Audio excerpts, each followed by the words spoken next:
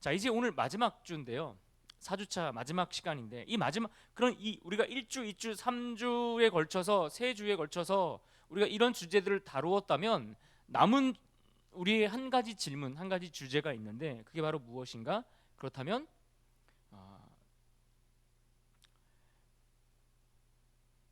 이게 안 나오네요. 그렇다면 우리가 구원받은 사람들은 앞으로 어떻게 살아야 하는가?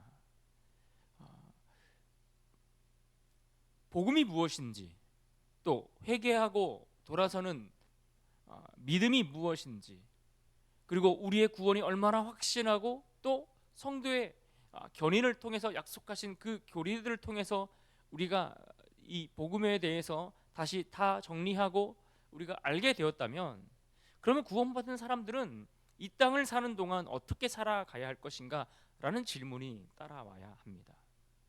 언제나 은혜를 받고 하나님의 사랑을 경험하고 그분의 뜻을 알게 되면 항상 우리에게 남겨져야 할 질문이 바로 이겁니다. 그럼 우리는 어떻게 살아야 할 것인가?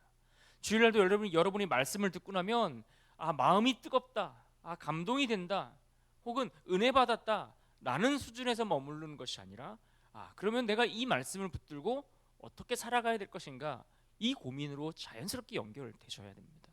그리고 이것이 우리에게 자꾸 연습이 되고 훈련이 되어야 돼요.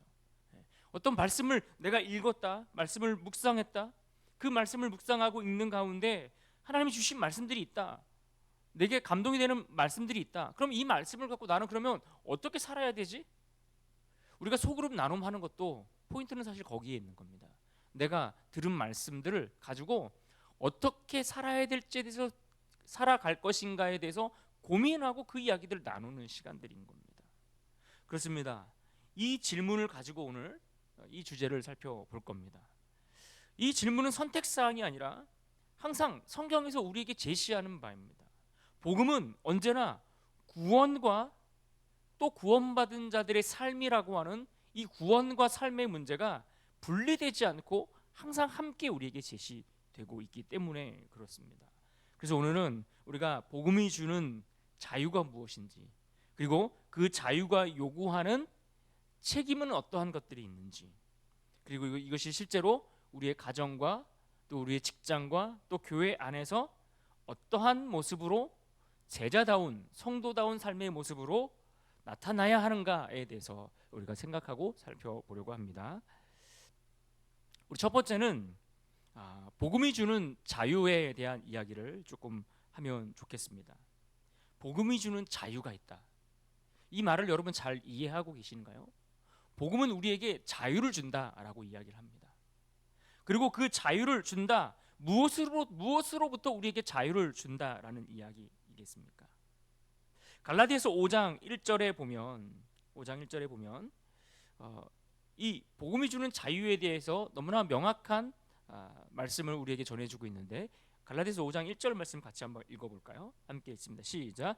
그리스도께서 우리를 자유롭게 하려고 자유를 주셨으니 그러므로 굳건하게 서서 다시는 종의 멍에를 매지 말라. 지금 이 말씀은 자유에 대한 하나의 신학적인 선언이다라고 그렇게까지 이야기할 수 있습니다. 그런데 바울이 말하는 이 자유는 어떤 감정적인 해방, 어떤 자율성의 확대를 말하는 것이 아닙니다.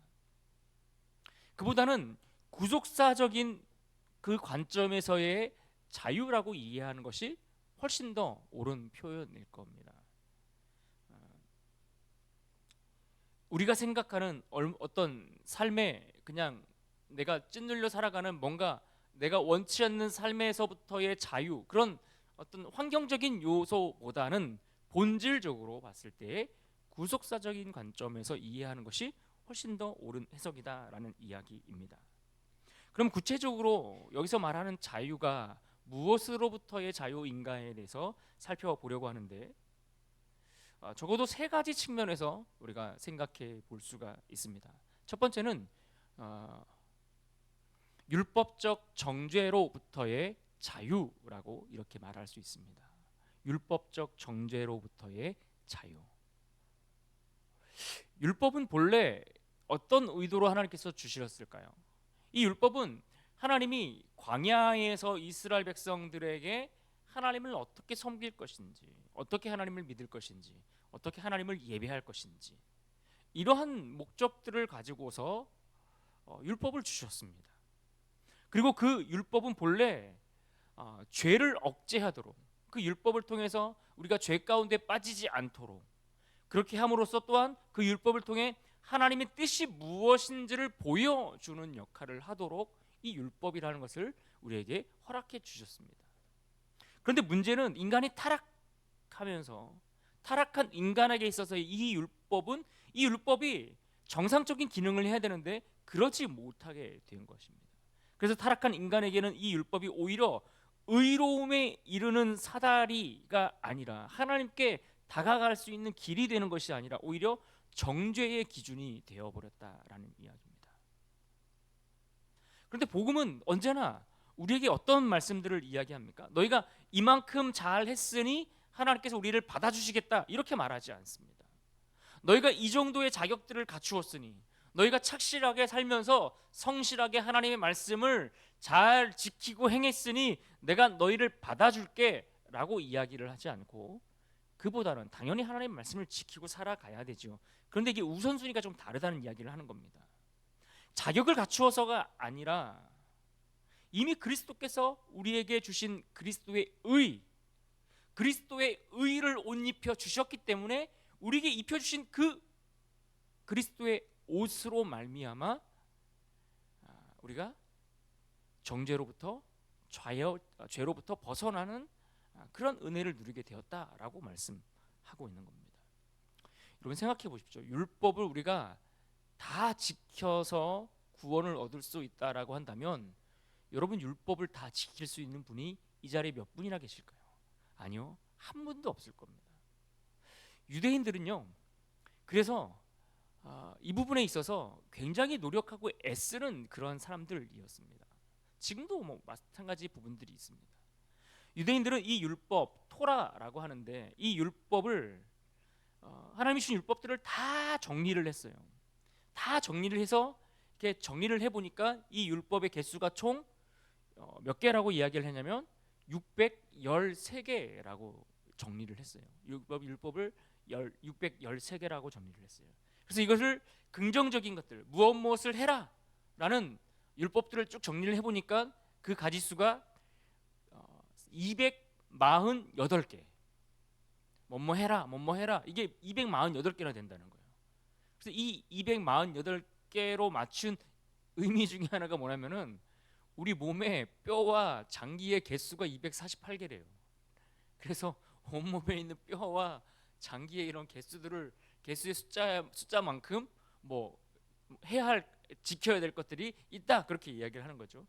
또 반대로 하지 말라라고 말씀하셨던 부정적인 측면에서의 무엇 하지 말라라는 것들이 365개. 그러니까 매일매일 죄를 멀리하며 살아야 된다라는 의미에서 그렇게 정리를 했다라는 겁니다. 여러분 이거를 지킬 수 있는 사람들이 누가 있겠냐고요. 이 율법으로부터 자유할 수 있는 사람들이 누가 있겠냐고요.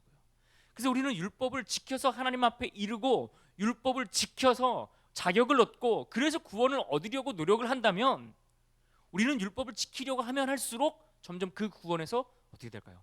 멀어지게 될 거예요.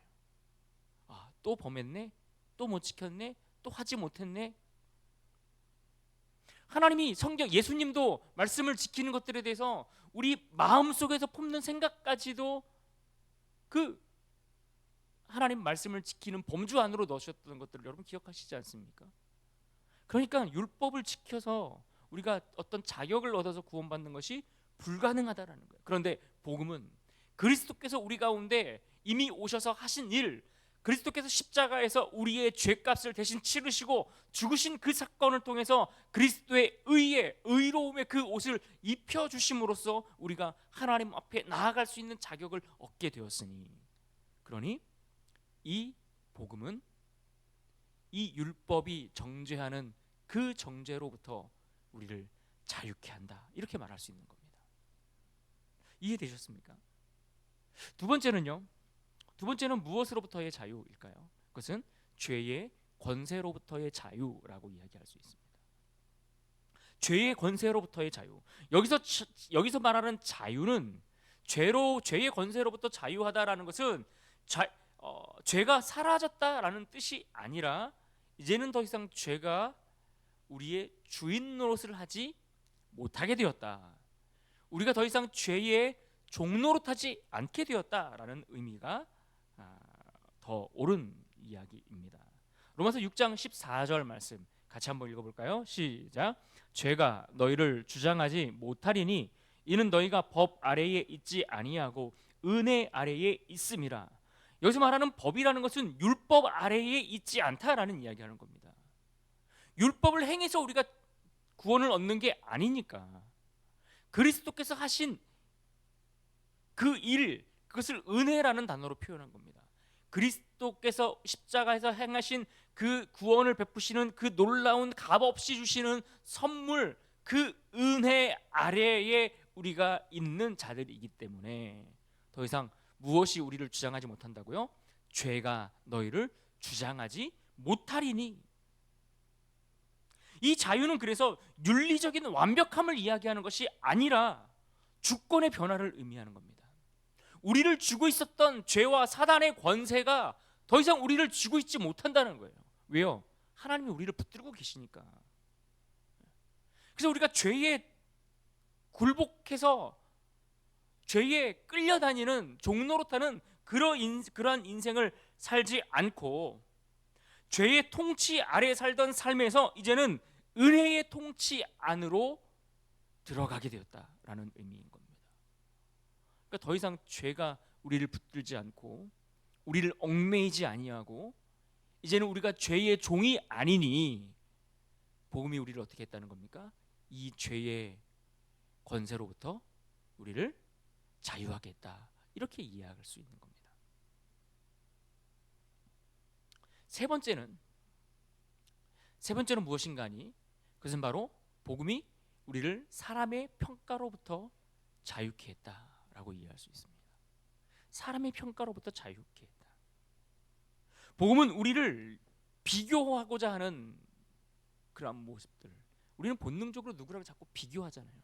내가 가진 것, 못 가진 것, 남들보다 우위에 있든 그렇지 못하든 어떤 상황에 있든 자꾸만 사람들과 비교하려는 마음들, 또 그뿐입니까? 인정받고자 하는 욕구. 얼마나 인정받고 싶은 욕구가 있습니까? 특별히 사람에게 인정받고자 하는 욕구들이 우리 안에 얼마나 많은지 몰라요. 나는 잘 못 느끼지만 분명 내 안에 그런 욕구들이 있는 것을 우리는 면밀히 살펴보면 깨달을 수 있습니다. 인정받고 싶어 합니다. 누군가 나에게 인정해 줄 말 한마디면은 하루 종일 신나서 막 뛰어다녀도 힘들지 않는 그러한 존재들. 누군가보다 조금 더 나은 모습을 꿈꿔서 자꾸만 비교하고 그래서 더 많이 가지려고 그 사람보다 더 위에 있고 싶어서 애를 쓰며 살아가는 그러한 비교와 인정받고자 하는 그런 것들에 집착하는 거의 중독과 같은 현상들로 인간들 모습 속에 사람들 가운데 나타나지 않습니까? 이런 것들로부터 해방시킨다라는 이야기를 해주고 있는 겁니다. 왜 그런가 하니 나의 가치는 사람들이 나를 어떻게 하느냐에 따라서 결정되는 것이 아니라 이미 십자가에서 나의 가치가 존재가 확정되었기 때문에요. 그러니까 십자가에서 나의 가치가 확정되었다는 게 무슨 말입니까? 하나님은 십자가에서 그 아들을 내어 주셨을 만큼 나를 가치 있는 존재로 하나님께서 받아 주셨기 때문에 그의 독생자 아들을 우리에게 내어 주셨을 만큼 그의 피를 십자가에서 다 쏟으셨을 만큼 우리의 죄를 위해 우리를 구원하시기 위해 그 가치만큼 십자가의 가치만큼 우리를 이미 인정해 주시고 받아 주시는 그 하나님으로 인해 우리는 더 이상 사람들의 가치에 의해서 규정되는 존재가 아니라는 이야기를 하고 있는 겁니다. 그래서 여러분, 이 자유는 그저 자존감이 높아지는 자유를 이야기하는 게 아닙니다. 하나님이 말씀하시는 하나님이 나를 어떻게 말씀하시는가? 우리가 주일에도 말씀을 통해서 배우지 않았습니까? 아버지 하나님께서 나를 뭐라고 부르시는가? 나는 나를 비록 종으로 여기고 품꾼으로 여기는 생각을 가지고 있다 할지라도 하나님은 나를 어떻게 인정하시는가? 어떻게 받아주기를 원하시는가? 하나님이 말씀하시는 나라는 의미에서의 정체성이 안정되게 하는 그러한 자유. 그래서 이 복음은 사람의 평가로부터 우리를 자유케 한다라고 이해할 수 있는 겁니다. 이처럼 복음은 우리에게 이 복음으로 말미암아 율법과 죄의 권세와 그리고 사람의 평가로부터 자유토록 하는 그러한 은혜를 우리 가운데 주셨습니다. 그 자유를 우리가 얻게 되었다라는 거예요. 그럼 우리는 그 하나님이 주신 이 자유를 제대로 누리며 살아가야 되는데, 문제는 우리가 하나님이 주신 이 자유를 제대로 누리고 있는가 하는 겁니다. 어떻습니까? 여러분들은 이 세 가지 자유로부터 그 복음이 주는 그 참된 자유를 여러분이 잘 누리고 살아가고 있다라고 생각하십니까? 문제는 우리가 이 자유를 제대로 누려야 되는데 그렇지 못하고 자유를 오해하는 일들이 생기더라는 것입니다. 자유를 오해해서 종종 이 자유가 우리 삶에 방종처럼 나타날 때가 있는데, 자유와 방종을 우리는 구분할 수 있어야 합니다.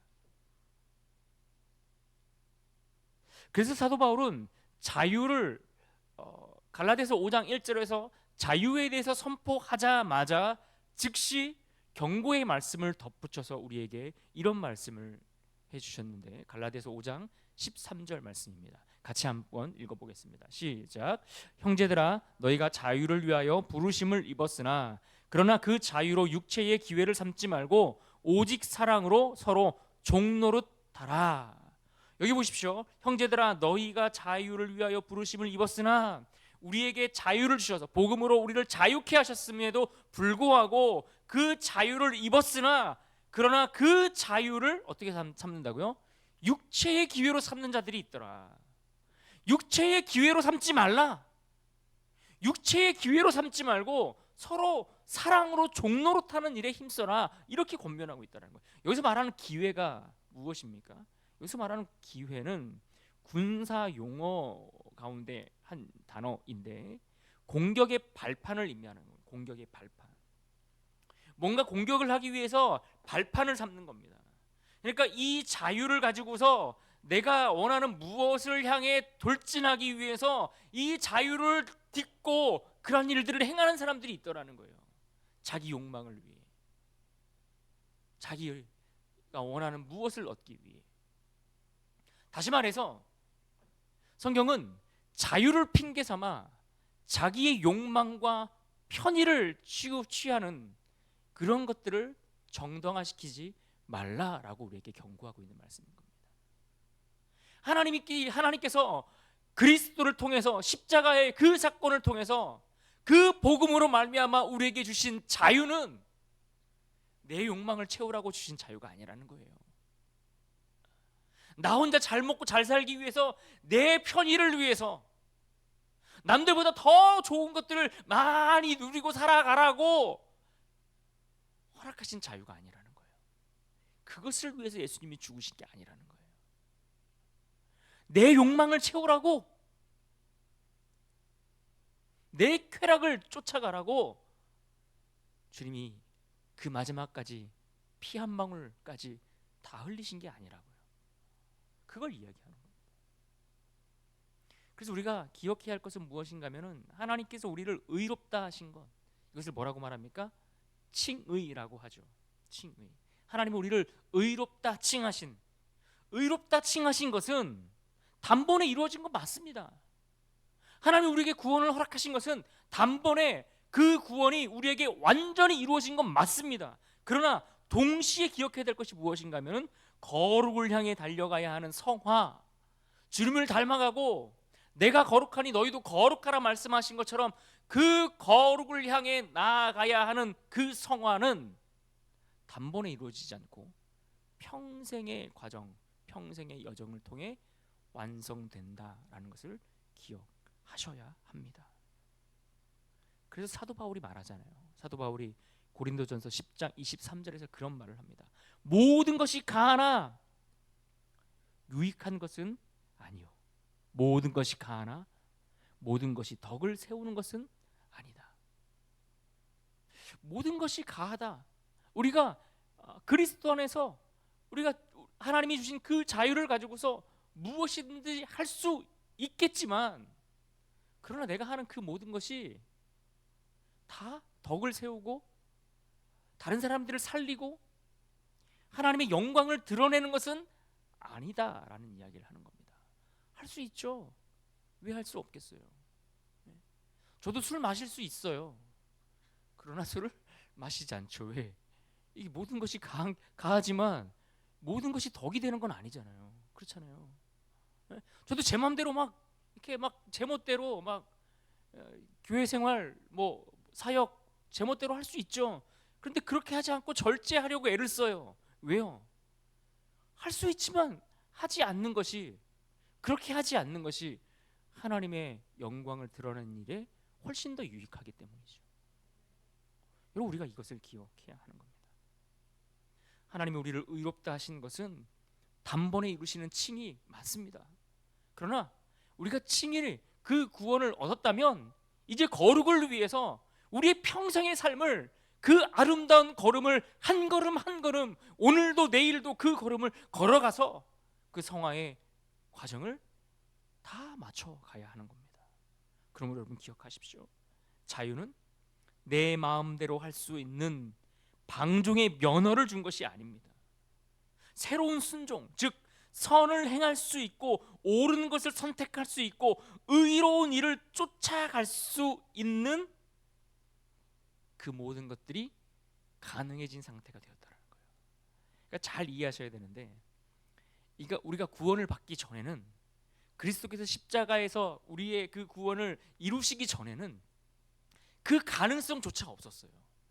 그러니까 우리가 죄를 지어서 타락했다라는 것은 원죄로 인해서 우리 모든 인류가 범죄하여 하나님의 영광에 이르지 못하게 되었다는 이 말은 어떤 의미인가 하면은 우리에게 선을 행할 수 있는 가능성도 없더라는 거예요. 선한 일이 있고 악한 일이 있어요. 그럼 이 갈등 속에서 우리의 힘으로 선한 일을 할 수 있을 것 같잖아요. 그 가능성조차 없는 존재였다고요.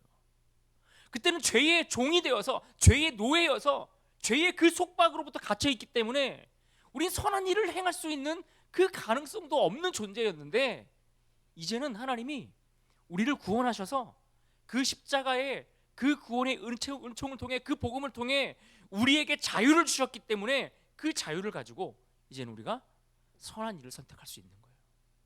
갈등 속에서 옳은 일을 우리가 선택할 수 있는 거예요. 하나님의 말씀에 순종할 수 있는 그 가능성을 우리에게 주신 거예요. 그러니 그 자유를 가지고서 무엇을 선택하라고요? 하나님의 선한 것들을 선택하라고요. 하나님의 말씀을 선택하며 살아가라고요. 그것을 우리에게 말씀해 주고 있는 겁니다. 그래서 여러분, 복음에는 늘 복음이 요구하는 책임이라는 것이 우리에게 뒤따르게 되어 있습니다. 왜 책임이 뒤따르게 되는가? 복음이 요구하는 책임에 대해서 살펴보면 자유는 목적이 아니라 방향이라는 점을 고려해야 하기 때문에 그렇습니다. 자유를, 하나님이 복음을 통해 우리에게 자유를 주셨다라는 것은 그 자유 자체를 주시기 위한 그것이 목적 자체가 아니라 그 자유를 통해서 어딘가로 향해 나아가도록 그 방향을 제시해 주기 위해서 그 방향으로 달려가도록 이 자유를 주셨다라는 이야기인 겁니다. 그래서 구원은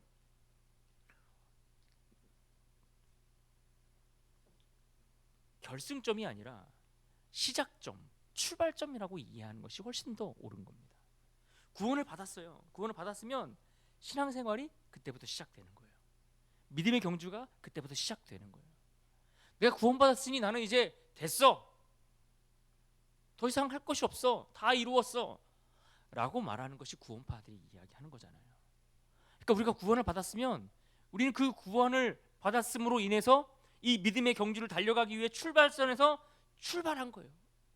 땅소리와 함께 그 믿음의 경주가 시작되었다라는 이야기입니다.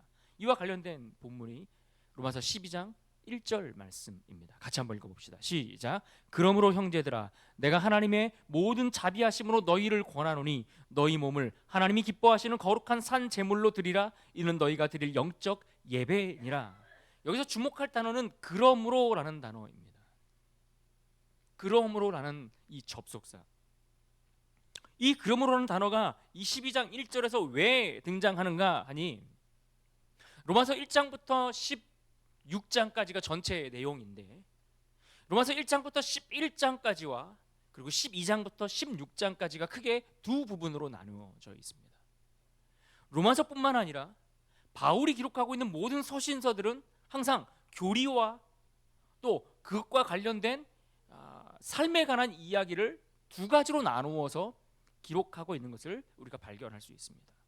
그래서 로마서 1장부터 11장까지는 구원이 무엇인지, 구원이 왜 하나님의 능력이 되고 우리 가운데 행하신 그 구원이 무엇인지, 율법이 왜 우리를 구원으로 인도하지 못하고 우리를 정죄하는데 그 정죄로부터 복음이 우리를 자유케 했는지, 이런 것들에 대해서 쫙 아주 논증적으로 그것들을 설명하고 또 반박해가면서 예를 들어가면서 뭐 여호수아, 그 다음에 가나안 땅에 들어갔던 여호수아, 또 아브라함의 이야기, 모세의 이야기 다 가지고 와서 그 이야기를 쭉 설명해요. 1장부터 11장까지. 그러고 나서 12장에 들어서면서 그러므로 이러이러한 복음이 이러한 일들을 너희 가운데 이루고 완성하고 이 복음으로 너희가 자유케 되었다라는 것을 선포하고, 그러므로 너희는 이렇게 살아야 된다, 그 이야기를 하고 있다라는 거예요. 그래서 이 복음에 대해서 어떻게 살아야 되는지를 이야기하는 장면이 12장부터인 겁니다. 구원의 자비를 얻었으면 이제 그것은 우리의 삶의 헌신과 순종으로 이어져야 한다, 이것을 말씀하고 있는 겁니다. 그래서 복음에 대한 책임 있는 삶을 살아야 한다라는 이 말을 우리가 잘 이해하셔야 하는데, 그래서 이 복음에 따르는 그 책임이 구원의 조건이 된다. 그런 책임을 우리가 잘 감당하고 그 책임 있는 삶을 살았으니 너희가 구원을 받는다, 이 조건을 이야기하는 것이 아니라 구원받은 사람들은 당연히 그런 삶을 살아가는 반응들이 나올 수밖에 없다, 이 이야기를 해주고 있는 겁니다. 그러니까 여기서도 자꾸 우리가 율법주의로 빠지지 말아야 되는 것들이 이런 겁니다. 내가 책임을 졌으니 구원이 주어졌다, 이게 아니라는 거예요. 왜 책임 있는 삶을 살아가느냐? 구원받은 자들에게는 그런 삶을 따라가게 되더라. 구원받은 사람들은 그런 삶을 선택하더라. 구원받은 사람들은 그 구원에 어울리는 합당한 삶으로 반응하며 살아가더라. 이것이 복음이 요구하는 책임이라는 겁니다. 억지로가 아니라 기꺼이 그 복음의 능력을 경험한 사람들은 그 복음에 어울리는 삶을 살아가려고 그 책임의 자리를 선택하며 나가게 되는 것입니다. 그래서 이것을 우리가 알게 되면 우리가 실제로 살아가야 되는 우리의 삶의 자리 속에서 어떻게 살아야 될지를 조금 더 고민해야 되는 거예요. 그냥 예배 드리는 것으로 만족하는 것이 아니고, 내가 구원받았다는 그 한 가지 사실에 내가 만족하고 끝나는 것이 아니라, 그럼 내가 이 복음의 능력을 경험하고 이 복음이 자유케 하는 그 자유를 내가 맛보고 이제는 아름다운 삶을 선택해 갈 수 있는데, 그 모습이 구체적으로 우리 삶 가운데 나타나는 것이 너무나 당연한 것 아니겠냐는 거예요. 그러니까 우리의 삶이 예수님 믿기 전과 예수님 믿고 난 후가 같을 수가 없는 거예요. 삶은 변하지 않고 그 변화를 위해서 애쓰지도 않고 노력하지도 않고 조금도 나를 그 하나님이 기뻐하시는 순종의 삶을 위해 내어드리는 수고도 애씀도 헌신도 나오지 않는데 나는 구원받았다 라고 이야기할 수 없다는 거예요. 너희가 그런 삶을 살기 때문에 구원받았다 이것은 아니지만, 그러나 구원받았으면 그 구원을 내게 보이라 말하잖아요. 사도 바울이. 그 구원을 내게 보여라. 여러분 어떻게 보여주실 거예요? 여러분 구원받은 걸 뭐라고 보여줄 거예요? 나는 믿어. 나 구원의 확신이 있어. 눈 크게 뜨고 막 힘있게 막 힘줘 얘기하면은 막 구원의 확신이 있고 막 구원받고 막 이런 겁니까? 아니라는 거예요. 내가 구원받은 것은 삶으로 보여주시면 돼요. 여러분이 살아가는 삶의 자리 속에서 보여주시면 되는 거예요. 난 구원받은 사람이야. 그래서 나는 조금 손해봐도 괜찮아. 나는 구원받은 사람이야. 그러니까 내가 조금 더 수고하지. 내가 먼저 손 내밀지. 내가 용서할게. 그럴 수도 있지. 다름이 있어야 되는 겁니다. 다름이. 그래서 우리는 이 복음과 삶의 자리를 결코 분리해 놓고 이해할 수 없는 겁니다. 제자도라는 말이 어렵게 느껴질 수 있지만, 성도답게 살아가는 것, 예수님을 닮아가는 제자답게 살아가는 것, 이것을 제자도라고 그냥 그렇게 이해하시면 될 겁니다. 그래서 복음과 삶의 이 복음의 능력을 경험한 사람은 그 삶의 자리가 나랑 분리되어 있거나 떨어져 있지 않다는 것을 여러분이 이해하셔야 됩니다. 그래서 이 복음은 그저 내 안에서 내 내면에만 머물러 있지 않다라는 것을 깨달을 수 있어야 하는 겁니다. 그렇습니다. 복음은 개인의 가슴 속에만 머물러 있는 것이 아니라 반드시 관계를 통해 나타나고 반드시 공동체 안에서 열매가 맺혀지게 됩니다. 그래서 여러분, 그러려면 어떻게 바뀌어야 되겠습니까? 나는 기질이 강하고 좀 뒤끝 없이 살아가고 뭐 그런 것들이 있다 할지라도 때로는 내 기질조차도 누리며 살아가는 거예요. 지금까지는 내 성격대로 살아왔다 이렇게 이야기할 수 있지만, 그러나 그 성격조차도 때로는 복음의 은혜 때문에 그 성격조차도 누리며 살아가는 거예요. 그래서 여러분, 기질도요, 성격도요, 훈련되면서 다듬어져 가는 거 아십니까? 사람이 굉장히 멋있어져 가요. 처음에 예수님 믿기 전에는 거칠고 뭔가 다듬어야 될 것들이 굉장히 많았던 사람들이 예수님을 진짜 만나고 그 연수가 지나면 지날수록, 세월이 지나면 지날수록 아름답게 막 만들어지는 모습들을 본다고요. 그래서 우리가 신앙생활의 연수가 많아지면 그저 성경의 지식이 많아서 그렇지 못하는 사람들을 판단하고 쟤는 왜 저렇게밖에 못하나, 교회가 이래야지 저래야지 말만이 하는 것으로 드러나는 것이 아니라, 이런저런 것들을 비판할 수 있는 능력이 뛰어난 사람이 되는 것이 아니라 주를 닮아가는 모습이 더 많아져야 되는 거예요. 그래서 내가 죽기 바로 전 순간에는 주님을 가장 많이 닮은, 내 인생에 있어서 걸어온 발자취 중에 가장 주님을 많이 닮은 모습으로 그렇게 이 세상을 떠나셔야, 그래야 하지 않을까요? 그래서 반드시 복음의 능력은 관계를 통해, 공동체 안에서 열매를 통해 나타나게 되어 있습니다. 그래서 우리가 생각해 봐야 할 첫 번째 영역이 가정에서의 제자도, 가정에서의 우리의 삶을 생각해 봐야 하는 겁니다. 가정은 가장 현실적인 신앙의 시험대라고 이야기할 수 있습니다.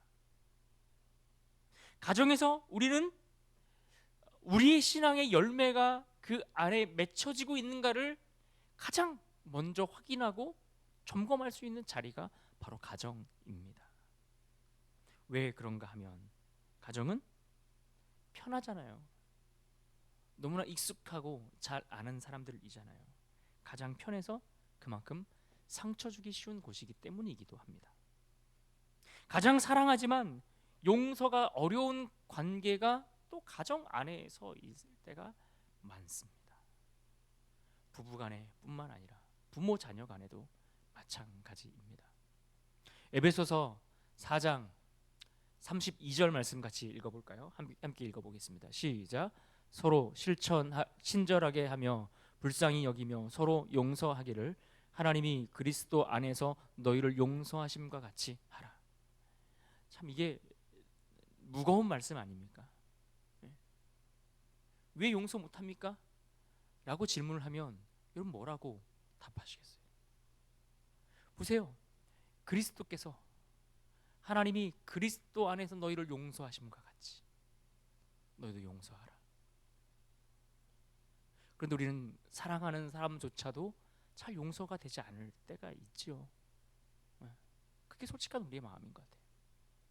그러나 그 문제를 우리가 포기하지 말고 용서할 수 없을지라도 그 문제를 가지고서 하나님 앞에 무릎 꿇는 일들이 우리에게 있어야 하는 겁니다. 그렇습니다. 복음은 가정에서 가장 먼저 열매가 드러나게 되어 있습니다. 남편으로서, 아내로서, 부모로서, 자녀로서 어떤 권리를 주장하는 것보다 먼저 용서를 선택할 수 있고 먼저 조금 더 수고하고 애씀이 우리에게 있을 수 있지 않을까요? 용서와 사랑. 가정에서 보면 압니다. 내가 얼마나 신앙인답게 살아가는지, 구원받은 사람답게 살아가는지. 복음이 그런 힘이 있다라는 거예요. 복음은 우리를 사랑하게 하는 힘이 있고 누군가를 용서하게 하는 힘이 있고 나를 낮아지게 하는 능력이 그 안에 있기 때문입니다. 또 가정에서 생각해봐야 될 또 하나의 주제가 있다면 자녀들입니다. 부모로서 자녀들에게 무엇을 보여줄 것인가? 부모로서 자녀들에게 무엇을 보여줄 것인가? 무엇을 보여줘야 될까요? 신앙인으로서 매일 다투는 것만 보여주시겠습니까? 매일 술 마시는 것만 보여주겠습니까? 매일 좌절하고 낙심하는, 그래서 무기력하게 살아가는 모습만 보여주시겠습니까? 게으르고 나태하게, 방탕하게, 쾌락을 따라 내가 하고 싶은 것들, 내가 갖고 싶은 것들을 악착같이 갖기 위해서 애쓰는, 그래서 돈을 위해서는 정말 모든 것을 다 바칠 것처럼 살아가는 그런 모습들을 보여주고 싶으십니까? 구원받은 사람들은 아닐 겁니다. 그런 모습을 보여주고 싶지 않을 거라고 저는 그렇게 생각을 해요. 믿음으로 사는 것이 무엇인지를 보여줄 수 있어야죠. 아이들에게 말로 가르친다고 아이들이 신앙이 자랄까요? 분명 자녀들의 신앙은 보여주는 대로 자라가는 겁니다. 왜 우리가 믿음을 가지고 살아가는지, 믿음으로 산다는 게 무엇인지, 내가 때때로 왜 손해보는 선택들을 하는지, 내가 왜 바보같이 때로는 남들이 하지 않는 일에 헌신하고 수고하고 애쓰는지 말로 설명하는 게 아니라 그냥 보여주는 거예요. 내가 예수님을 믿기 때문에, 내가 신앙인이기 때문에. 신앙이 무엇인지를 보여줘야 돼. 아이들은 보는 만큼 성장한다고 저는 그렇게 믿습니다. 그래서 우리가 먼 훗날에 내가 키운 내 자녀들을 보면 우리는 깜짝 놀랄 날이 올 거예요. 두 가지 반응이 있겠죠. 긍정적인 측면에서 놀랄 수도 있고 부정적인 측면에서 놀랄 수도 있고. 가정에서의 모습을 아이들이 그대로 닮아갈 확률이 통계적으로 의하면 항상 3배 이상이죠. 술이든 이혼이든, 그러니까 뭐 갈등이나 이런 것들, 폭력적인 부모 밑에서 폭력적인 자녀들이 태어난다고 하지 않습니까? 안타까운 이야기지만 그게 현실이기에 우리가 무엇을 보여줄 것인가에 대해서 진지한 고민들이 있어야 합니다. 우리 자녀들을, 우리가 단기 선교도 이번에 떠나는데 그 자녀들에게 어른들이 무엇을 보여줄 것인가 고민해 봐야 되지 않겠습니까? 그냥 아이들끼리 니들이 알아서 그냥 하는 거지 이거 아니고요. 그래서 이런 일을 할 때 보면 어떤 분이 마음을 가지고서 아이들을 생각해 주시는지를 참 느끼게 되는 것 같아요. 아이들에게 정말 신앙의 좋은 교육을 위해서 저분이 마음을 써주고 계시는구나 하는 것을 제가 참 느낄 때가 있어요. 그런데 그것과 달리 무관심한 분들도 많죠. 무관심한 분들도 많죠. 교회에서나 가정에서나 똑같은 겁니다. 어른들로서, 부모로서, 신앙의 선배로서 무엇을 보여줄 것인가? 두 번째는 직장에서의 삶입니다.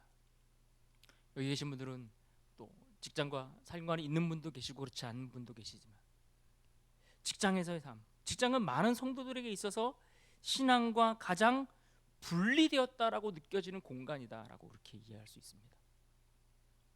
왜 그렇습니까? 경쟁이 치열하잖아요. 그 어느 것보다 경쟁이 치열해요. 그리고 결과가 늘 중요한 곳이 직장이기 때문에 그래요. 일을 잘해야 되거든요. 열심히 일을 해서 남들보다 그들보다 비교해서 경쟁해서 그들보다 좋은 결과를 항상 나타내야 하는 곳이 직장이기 때문에 그렇습니다. 그리고 그곳은 가장 신앙적인 언어가 통하지 않는 곳이에요. 물론 믿지 않는 가족들이 있으면 가정도 그런 공간이 되겠죠. 신앙적인 언어가 통하지 않는 곳은 그만큼 신앙인답게 살아가는 것이 너무나 힘들고 어려운 거예요. 신앙의 어떤 가치를 가지고서 그것을 드러내고서 살아가는 것이 어려운 거예요. 그러니까 요즘 우리 아이들이 학교에서 내가 교회 다닌다, 신앙인을 갖고 있다라는 것을 나타내기가 굉장히 어려워요. 왜요? 신앙을 가지고 있는 애들이 없거든요. 신앙적인 언어, 교회 용어 자체가 굉장히 생소한, 낯선, 교회 자체를 아예 모르는 아이들도 얼마나 많은지 몰라요. 근데 우리 직장이 그렇잖아요. 그러니 그럼에도 불구하고 성경은, 복음은 이 직장 안에서도 유효하다라는 것을 우리에게 말씀하고 있습니다. 그래서 골로새서 3장 23절 말씀에 이렇게 말합니다. 함께 읽습니다. 시작. 무슨 일을 하든지 마음을 다하여 주께 하듯 하고 사람에게 하듯 하지 말라. 개혁주의 신학 안에서 오늘날 개신교회, 특별히 개신교의 시작을 이끌었던, 성경을 통해 개신교가 출발할 수 있도록 헌신했던 종교 개혁자들, 그 중에서 칼빈 같은 사람들, 그들은 뭐라고 말합니까? 직업을 하늘이 주신 천직으로 그는 이해했습니다. 내가 오늘날 직장이 계속 바뀌기도 하죠. 그러나 적어도 내가 직장에 머물러 있는 동안에 그 일은 하나님께서 내게 주신 천직이다라는 마음을 가지고서 그 자리를 지켜야 된다라고 그렇게 이야기를 한 겁니다. 구두 수선공이 손님들의 구두를 닦아주는 것조차도 하나님이 주신 사명으로 여기고 빛나게 닦아주라고 이야기를 하는 겁니다. 그러니까 모든 정직한 직업은 하나님 앞에서의 거룩한 소명이다라고 그렇게 성경은 우리에게 가르쳐 주고 있는 겁니다. 때로는 결과가 내게 손해를 끼치는 일이 있다 할지라도 정직을 선택하는 겁니다. 그래서 남이 보지 않아도 성실을 유지하는 겁니다. 하나님이 주신 소명이니까. 그래서 사람들이 나를 어떻게 평가할 것인가, 사람의 평가보다 그 일을 함에 있어서 하나님의 시선을 의식하며 살아가는 겁니다. 하나님을 경외한다는 것이 그런 거 아니겠습니까? 내가 있는 곳이 어느 곳이든지 그곳에서 하나님을 의식하며 살아가는 거예요. 하나님의 시선을 주목하여 그것을 의식하며 살아가는 겁니다. 그렇게 일을 한다는 거예요. 그래서 직장에서 복음으로 산다라는 것은 어떤 의미가 있을까요? 그것은 항상 성공을 우리에게 말해주지 않습니다. 복음으로 살아간다는 것이 우리에게 꼭 직장에서의 승진과 출세와 남들에게 박수받는 그 자리가 아닐 수 있다고요. 항상 성공은 아니지만 그러나 하나님 앞에서 부끄럽지 않은 선택을 반복해 가는 거예요. 반복해 가는 거. 그리고 그 반복 속에서 결국 복음이 삶의 신뢰도를 더 든든하게 만들어가게 하시는 거죠. 아무것도 아닌 것 같은 그 선택들을, 하나님 보시기에 부끄럽지 않은 선택들을 해나감으로써 그것이 쌓이고 쌓이고 쌓일 때에 그것이 능력이 되고, 그것이 이 세상에서 그 치열한 경쟁 속에서 견뎌낼 수 있는 버팀목이 될 수 있는 기반을 닦는 일들이 된다라는 겁니다. 하나님을 의식하며 살아가는 것.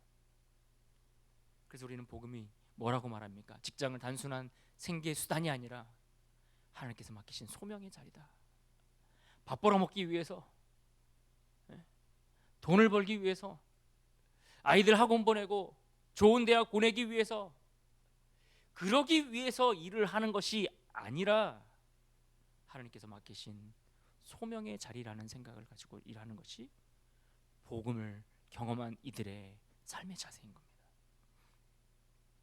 마지막으로 우리가 또 한 가지 생각해 봐야 될 영역이 있다면 그것은 바로 교회에서의 성도로서의 삶입니다. 교회 안에서 머물러 있는 것도 우리의 삶의 영역과 같은 영역 안에 집어넣어서 이해할 필요가 있습니다. 복음은 개인을 구원하지만 항상 공동체로 부르신다는 것을 우리가 기억하셔야 됩니다. 하나님이 우리를 한 사람 한 사람 개인의 믿음에 따라서, 그래서 성경에 보면 아버지가 믿음이 있다고 자녀들이 그냥 그 믿음 가지고서 덩달아 구원받는 게 아니라는 그런 말씀들을 많이 하잖아요. 그만큼 구원의 문제는 각자가 하나님 앞에서 하나님을 대면하여서 하나님 앞에서의 신앙과 믿음의 고백을 가지고서 그 구원을 얻게 되는 것인데, 그런데 개인적으로 하나님께서 그렇게 부르시고 그 응답을 하시지만, 그러나 그 구원을 얻게 되었을 때 우리는 항상 공동체 안에 머물도록 이끌어 가신다는 거예요. 그래서 자기 혼자만 신앙생활 하는 사람들은 건강한 신앙이라고 말할 수 없는 겁니다.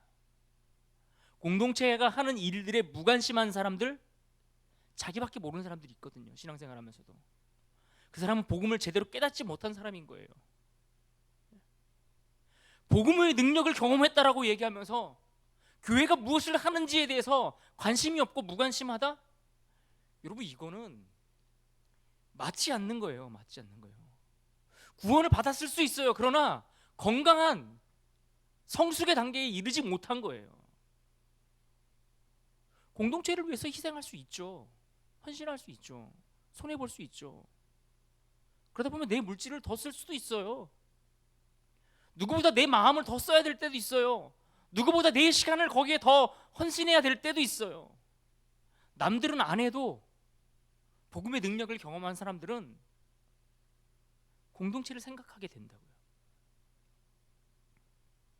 고린도전서 12장 27절 말씀 같이 읽습니다. 시작. 너희는 그리스도의 몸이요 지체의 각 부분이라. 그리스도의 몸이다. 교회가 그리스도의 몸을 이루는 한 사람 한 사람 지체들, 누구는 손이 되고 누구는 발이 되고 누구는 발가락이 되고 누구는 귀가 되고 누구는 눈이 되고 코가 되고 입이 되고, 그러나 한 몸을 이루는 것, 공동체를 위하는 겁니다. 공동체가 이쪽으로 가고 있는데 혼자 반대 방향으로 가려고 하는 사람들이 있으면 그게 건강한 신앙이라고 말할 수 있냐고요. 그게 몸의 지체라고 말할 수 있을까요? 내 몸이 이리 가는데 자꾸 제 발이, 한쪽 발이 자꾸 절로만 가려고 그래. 그럼 이게 어떻게 해야 돼요? 그렇게 버티다 보면 다리가 끊어지는 거 아니겠어요? 그 몸에서 떨어져 나가는 거예요. 그럼 건강한 공동체 안에 한 몸을 이룰 수가 없는 것 아닙니까? 그래서 교회는 그냥 소비하는 종교 공간이 아니라 그리스도의 몸이다. 좋은 말씀 듣고 좋은 어떤 사람들과의 교제를 통해서 뭔가 내가 얻어갈 것들을 위해서 나를 소비하는 공간이 아니라 그리스도의 몸이다. 여러분, 이 생각을 우리가 가지고 계셔야 합니다. 그렇기 때문에 교회 안에서의 제자도, 교회 안에서의 성도로서의 삶을 산다라는 것은 개인적 신앙보다 더 깊은 성숙을 요구하는 겁니다. 교회 안에서가 사실은 어떻게 보면은 가정, 직장에서보다 더 성숙한 태도를 보여야 할 곳이 교회라고 이야기할 수 있습니다. 왜 그렇습니까? 교회 안에는 반드시 내가 원하는 것만 경험하지 못할 수 있기 때문에 그래요. 특히 교회 안에 보면은 다른 사람들을 대할 때에 나의 기대보다 미치지 못하는 사람들이 분명히 있어요. 나와 신앙의 스타일이 맞지 않는 사람들도 있어요. 때로는 상처를 주거나 실망을 안기는 사람들도 있어요. 그래서 교회는 항상 상처 받는 사람들만 있잖아요. 상처 주는 사람은 없고, 내가 누구를 상처 줬는지는 생각 안 해요. 그리고 내가 받은 상처만 기억합니다. 이런 일들 앞에서, 그리고 교회가 무엇인가를 함께 해 나가는 그 과정 속에서 이 모든 여러 가지 상황들 앞에서 결국 내가 선택해야 되는 거 아닙니까? 그냥 내 성격대로 할 것인가, 아니면 복음으로 견뎌낼 것인가.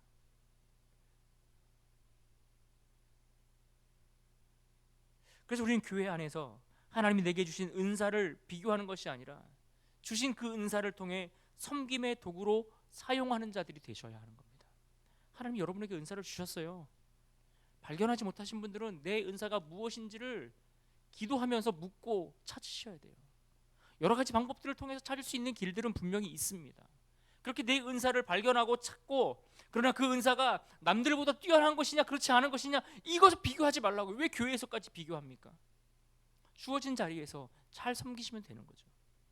주신 은사를 통해서 섬김의 도구로 사용되는 자들이 되어야 하는 겁니다.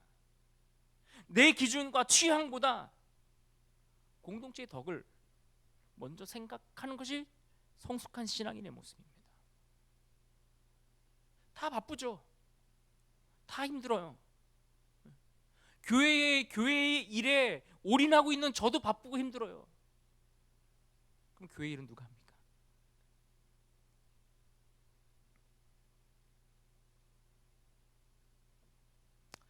내 기준과 취향보다 공동체의 덕을 먼저 생각하는 것, 이것도 굉장히 중요한 일입니다. 때로는 실망스러운 지체 앞에서도 그리스도께서 나를 참아 주신 그 은혜를 기억하는 것. 왜 참아야 됩니까? 그리스도께서 나를 참아 주셨잖아요. 지금도 하나님이 나를 참아 주시잖아요.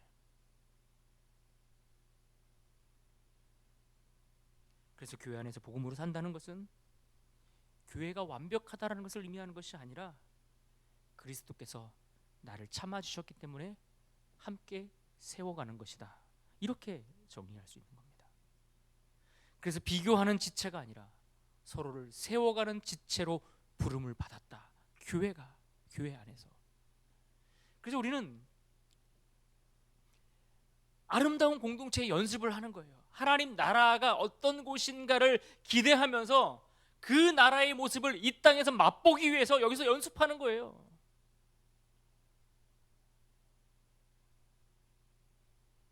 교회는 복음이 개인의 신앙을 넘어 공동체의 삶이 되는 실험실이다라고 이야기할 수 있는 겁니다. 자, 이제 지금까지 보았던 복음으로 살아가는 책임 있는 삶에 대해서 정리해보면 이렇게 말할 수 있을 것입니다. 우리는 순종하기 때문에 하나님의 자녀가 되는 것이 아니라 하나님의 자녀이기 때문에 순종의 삶을 살아가는 것이다. 왜 책임 있는 삶을 살아야 됩니까? 왜 남들은 하지 않는데 나는 그렇게 힘들고 때로는 내 것을 소비하고 허비하는 것처럼 내가 그렇게 살아가고 애쓰며 살아야 합니까? 하나님의 자녀이기 때문에. 하나님이 우리를 참아주셨으니까. 우리가 순종 잘해서 하나님의 자녀가 되었습니까? 아니요. 하나님의 자녀 되게 해주셨잖아요. 그러니까 순종의 삶을 살아가는 겁니다. 이 순서가 바뀌시면 안 돼요. 무엇을 하라는 그 명령은 항상 선포 뒤에 온다는 것을 주목하셔야 됩니다. 너는 내 자녀다 라고 말씀하시고 그 다음에 순종하라고 말하지, 순종해라 그러면 내 자녀 삼아줄게 이렇게 말씀하시지 않는다는 거예요. 하나님이 나를 어떤 존재로 인정해 주셨는가 하는 그 정체성이 그래서 먼저이고, 행위는 그에 따르는 당연한 결과로 이해하셔야 되는 겁니다. 그래서 책임 있는 삶을 사는 것, 그것을 제자도라는 단어로 표현하고 있는 거고, 이 제자도 성도로서 살아가는 삶이란 억지로 짊어지는 의무가 아니라 은혜에 반응하는 삶이다 라고 그렇게 우리가 정리할 수 있겠습니다. 그럼 여러분, 너무 이렇게 뭔가 섬기는 일, 수고하는 일, 주를 위해 하고자 하는 그 일들이 버겁고 무겁게 느껴지시잖아요. 그럼 엎드려서 기도하셔야 돼요. 아직 십자가의 은혜에 더 깊이 잠기지 못해서 그런 거예요. 안 되면 붙들고 하나님 앞에 우셔야 돼요. 이 일이 힘들게 고통스럽게 느껴지는 그것이 비정상인 거거든요. 기쁘게 감당할 수 있기를 위해서 하나님 앞에 엎드려 우셔야 돼요. 왜 나는 낮아지지 않을까? 그 문제 갖고 하나님 앞에 엎드리셔야 돼요. 우리가 지난 4주간에 걸쳐서 복음이 무엇인가에 대해서 우리는 정리해 보았습니다. 이 정리한 말씀들 앞에서 각자가 중요한 몇 가지 질문을 그래서 던져야 합니다. 첫 번째 질문은 무엇입니까? 나는 자유를 여전히 자기중심적인 선택권으로 이해하고 있지는 않은가?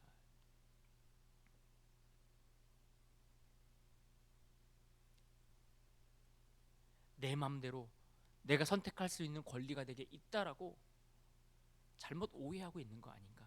질문 던져보시라고. 두 번째는 복음이 내 가정의 말과 태도를 실제로 변화시키고 있는가? 복음이 내 가정 안에서 내 말과 태도를 실제로 변화된 모습으로 나타내고 있는가? 여러분의 가정 안에서 진짜 여러분이 하는 말들, 사용하는 언어들, 여러분의 자세와 태도들, 이것들이 실제로 변화됐냐고요. 실제로. 그럴 거야. 난 좀 뭔가 변화된 것 같아. 이게 아니라 실제로 구체적으로 변화가 됐냐고요. 남편을 대하는 태도가, 아내를 대하는 태도가, 자녀를 대하는 태도와 자세가, 우리가 주로 자주 사용하는 우리의 이 언어가 진짜 바뀌었냐고요. 진짜. 세 번째 질문은 무엇입니까? 나의 일터는 하나님 앞에서 드려지는 예배의 자리가 되고 있는가? 예배라는 게 뭐예요? 하나님을 경외하는 거 아니겠습니까? 내가 있는 곳이 어디든지 그곳에 하나님 믿는 사람이 있든 없든 하나님 믿는 사람답게 하나님의 시선을 의식하며 하나님을 예배하는 자답게 나의 직장과 일터를 그렇게 올려드리고 있는가? 질문하셔야 됩니다. 그리고 마지막 네 번째, 나는 교회 공동체 안에서 지체로서의 책임을 회피하고 있지는 않은가? 여러분이 짊어지셔야 할 지체로서의 책임이라는 것이 있지 않을까요? 저도 공동체 안에서 목사이지만 지체로서 제가 짊어져야 될 제 책임이 분명히 있음을 저는 압니다. 그래서 저도 최선을 다해 헌신하려고 애를 씁니다. 때로는 저도 희생하려고 하는 부분들이 분명히 있어요. 내가 뭐 이렇게 해서 저렇게 해서 여러분에게 떠벌리지 않지만 여러분 각자도 마찬가지인 거예요. 이렇다 저렇다 내가 막 자랑하지는 않는다 할지라도 여러분이 하나님 앞에 여러분이 드리는 헌신과 그 책임을 감당하기 위해서 손해보는 것들이 있으신가라고 묻는 겁니다. 그래서 여러분에게, 그리고 우리에게 복음은 그저 삶의 일부를 장식하는 종교적 요소가 아니라 그리스도의 십자가를 중심으로 내 삶 전체를 재편하는 중심축이 되어야 하는 겁니다.